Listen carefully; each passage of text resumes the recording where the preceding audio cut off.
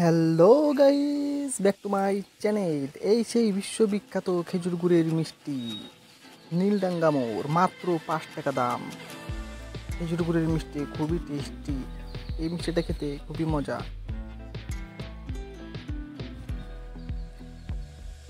কত বড় বড় সাইজ, তাও 5 টাকা দাম। আর অন্য জায়গাতে 10 টাকা পিস এরকম সাইজের মিষ্টি। নর্মাল মিষ্টি 6 টাকা দাম, কিন্তু এখানে মাত্র 5 টাকা। দেখো কত বড় বড় মিষ্টি, তাও 5 টাকায় পাওয়া যাচ্ছে। যারা যারা এই মিষ্টিটা খেতে চাও তাড়াতাড়ি চলে আসে গঙ্গারামপুর অন্তর্গত নীলডাঙ্গা মোড়। যে কোনো লোককে বলে দিলেই দোকানটা দেখিয়ে দেবে, খালি বলবে যে খেজুর গুড়ের মিষ্টি কোথায় পাওয়া যায়। খুবই সুন্দর মিষ্টি। এই মিষ্টিটা খেতে খুবই মজা। খেজুর গুড়ের মিষ্টি হেভি টেস্ট।